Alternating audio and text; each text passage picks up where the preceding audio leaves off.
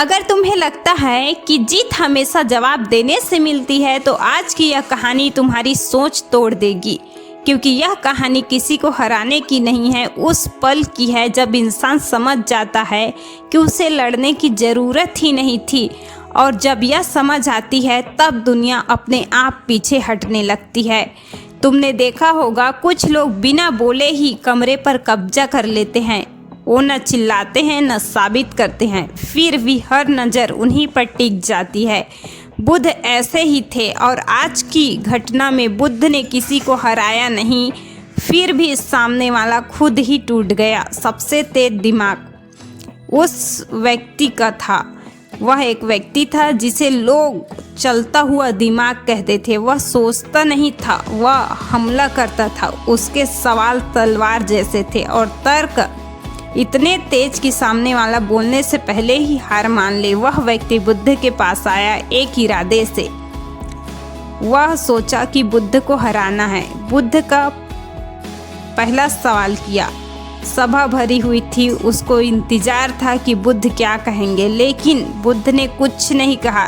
ना मुस्कान, ना गुस्सा, ना प्रतिक्रिया, बस बैठे रहे। और यही पहला झटका था, क्योंकि इंसान सब कुछ सह सकता है सिवाय उपेक्षा के। दिमाग का टूटना यहीं से शुरू होता है। वह व्यक्ति और तेज बोलने लगा। उसके शब्द अब सवाल नहीं, घबराहट बन चुके थे। वह चाहता था कोई जवाब आए, कोई विरोध हो, कोई प्रतिक्रिया मिले, लेकिन बुद्ध अभी भी शांत थे। और जब किसी को प्रतिक्रिया नहीं मिलती तो उसका दिमाग खुद ही खाने लगता है।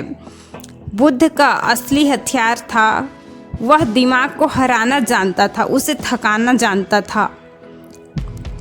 तब सबसे ज़्यादा थकान हो गया जब उसका दिमाग, तब उसने अकेला छोड़ दिया, क्योंकि अकेला दिमाग खुद ही लड़ता है। मौन का पहला वाक्य।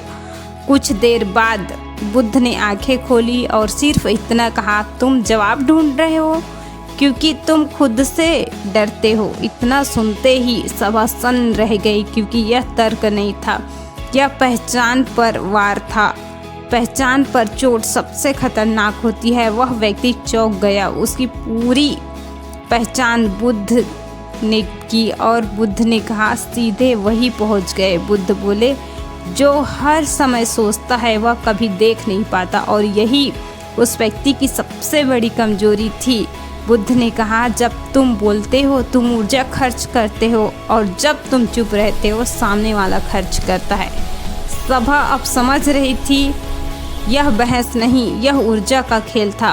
अब वह व्यक्ति धीरे बोल रहा था। उसके शब्द में पहले बार शक था। वह जीतने की नहीं, खुद को बचाने की कोशिश कर रहा था, और जो खुद को बचाने लगे वह खेल हार चुका है।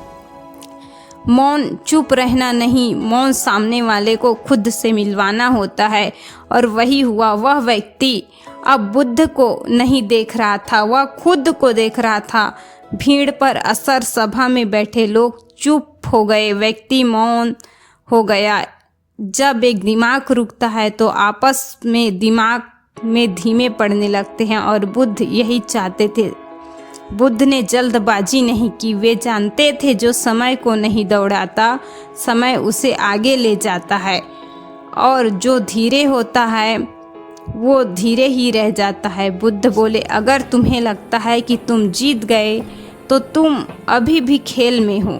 यह सुनते ही वह व्यक्ति झुक गया, क्योंकि उसे समझ आ गया था आज हार किसी शब्द से नहीं, उसकी पकड़ से हुई है। अब सवाल तुमसे है, क्या तुम भी हर बात का जवाब देना चाहते हो? क्या तुम्हारा दिमाग तुम्हें चलाता है या तुम उसे? अगर आज इस कहानी के दौरान किसी एक पल में भी तुम चुप हो गए तो समझ लेना बुद्ध की यात्रा तुम्हारे अंदर शुरू हो चुकी है। यह वीडियो कुछ जोड़ने नहीं आया, कुछ गिराने नहीं आया। अगर यह गिरावट तुम्हें हल्की लगी तो अगले भाग में इस गहराई में है तो कमेंट में लिखो, मैं मौन समझना चाहता हूँ और इस यात्रा का हिस्सा बनो, क्योंकि जो मौन को समझ लेता है उसे दुनिया कभी हरा नहीं पाती। अगर तुम्हें लगता है कि तुम्हारा सबसे बड़ा दुश्मन कोई और है तो तुम अभी भी आधी जिंदगी अंधेरे में जी रहे हो। क्योंकि आज बुद्ध जिस बात को खोलने वाले हैं वह यह साबित कर देगी कि इंसान को सबसे ज़्यादा चोट वह खुद ही देता है। और यह सच सुनने के बाद तुम पहले जैसे नहीं रहोगे। पिछली घटना के बाद क्या हुआ? जिस व्यक्ति का दिमाग सभा में टूट गया था वह बुद्ध के पीछे पीछे चलने लगा, लेकिन यह पीछा बुद्ध का नहीं था, वह उसका श्रद्धा का नहीं था, यह बेचैनी का था। क्योंकि यह किसी का अहंकार टूटा है तो वह शांति नहीं, जवाब ढूंढता है, सवाल जो अंदर से जलाता है। रात का समय था, वह व्यक्ति बुद्ध के सामने बैठा और बोला, आपने मुझे हराया नहीं, फिर भी मैं हार गया, क्यों? यह सवाल बुद्ध के लिए नया नहीं था, लेकिन सुनने वाला हर बार नया होता था। बुद्ध का पहला सच था। बुद्ध बोले, क्योंकि तुम जानते नहीं, खुद को साबित करने आए थे, तुम जीतने के लिए कभी आए नहीं। पूरी तरह से मनुष्य घबरा गया। जो खुद को साबित करता है वह पहले से ही खुद पर शक करता है। यह सुनते ही वह व्यक्ति चुप हो गया, क्योंकि पहली बार किसी ने उसकी कमजोरी को नाम दे दिया था।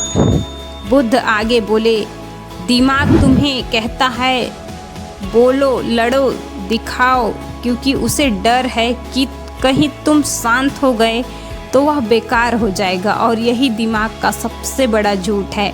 बुद्ध ने जमीन पर एक लकीर खींची और कहा, यह तुम हो और यह तुम्हारा दिमाग। जब तक तुम इस लकीर को नहीं देखोगे तुम समझोगे नहीं कि दोनों एक ही हो, और यही हर इंसान की कैद है। अब ध्यान से सुनो, तुम्हारे अंदर हर दिन दो आवाज़ें चलती है, एक कहती है शांत रहो, दूसरा चिल्लाती है जवाब दो। और 90% लोग दूसरी आवाज़ को अपना समझ लेते हैं। दिमाग अच्छा सेवक है लेकिन खतरनाक मालिक। जिस दिन तुमने उसे मालिक बना लिया उसी दिन शांति बाहर चली गई। वह व्यक्ति रोया नहीं, चिल्लाया नहीं, बस बोला, तो मैं अब तक खुद से ही लड़ रहा था। बुद्ध ने सिर हिलाया और यह सबसे भारी हाँ था। बुद्ध बोले, मौन का मतलब चुप रहना नहीं, मौन का मतलब है दिमाग को आदेश देना। आज नहीं बोलूँगा, आज नहीं प्रतिक्रिया दूंगा, आज देखूंगा। सबसे बड़ा डर। वह व्यक्ति बोला, अगर मैं नहीं बोला तो लोग मुझे कमज़ोर समझेंगे। बुद्ध मुस्कुराए और कहा, कमज़ोर वही है जो हर बात खुद को साबित करना चाहे। आज तुम भी वही कर रहे हो। कमेंट में, रिप्लाई में, हर जगह तुम खुद को बचाने के लिए लगे हो और थक गए हो। बुद्ध बोले, जो खुद के साथ खड़ा हो जाता है उसे दुनिया के खिलाफ खड़े होने की ज़रूरत नहीं पड़ती। आज रात सोने से पहले एक प्रयोग करना। कोई बात जो तुम कहना चाहते हो उसे मत कहना, बस देखना दिमाग कैसे तड़पता है। उसे तड़प में तुम्हें दिखेगा कि कौन हो और दिमाग कौन है। अगर यह अनुभव थोड़ा सा भी हुआ तो समझ लेना बुद्ध की यात्रा आज सच में शुरू हो चुकी है। कमेंट में लिखो, मैं खुद को देख रहा हूँ। और अगले भाग में बुद्ध बताएंगे कि शांति कैसे मिलती है। इसलिए इस चैनल को सब्सक्राइब कर लीजिए, क्योंकि आने वाला वीडियो आपका जीवन बदल सकता है। नमो बुद्धाय।